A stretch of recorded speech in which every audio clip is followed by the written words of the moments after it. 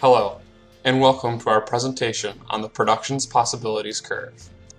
The participants of this video are Kyle Collins, Mark Schmidt, Jen Peckhoff, Taylor Johnson, Samuel Mills. First, an explanation is needed for what the production possibilities curve is. The PPC is defined as a curve measuring the maximum combination of outputs that can be attained from a given number of inputs. Shown here is a graph of what the PPC looks like. An example that is commonly used to show the concept of the PPC is the guns and butter trade-off. Let's assume that anyone holding the butter sign can produce 5 butters from their inputs, and those who are holding the guns can produce 1 gun from their inputs. Let's also assume that everyone has 1/3 of our possible producing power. So at this point, we are producing 2 guns and 5 butters.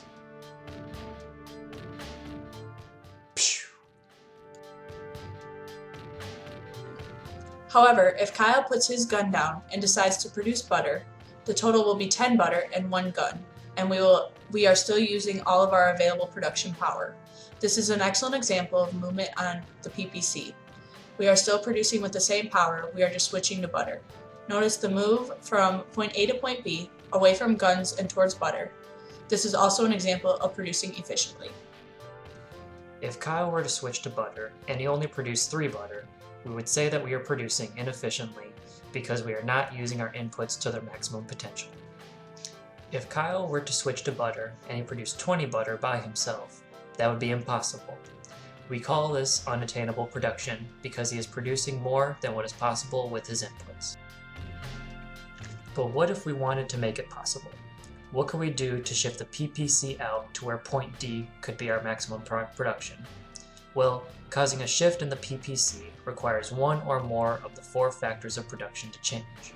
The 4 factors of production are land, labor, capital, and entrepreneurship. Let's assume we have a paper airplane factory. First, we're going to talk about L-A-N-D, land.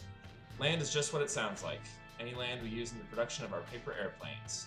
An example of this is the factory and the land we own to create the paper airplanes.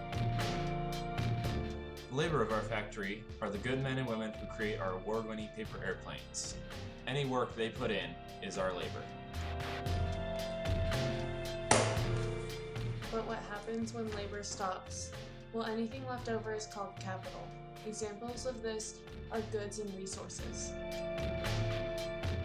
Entrepreneurship is our ability to bring together land, labor, and capital to produce something.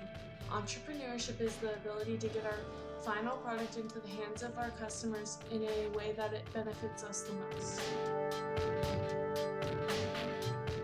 Look how happy that man is using our great product.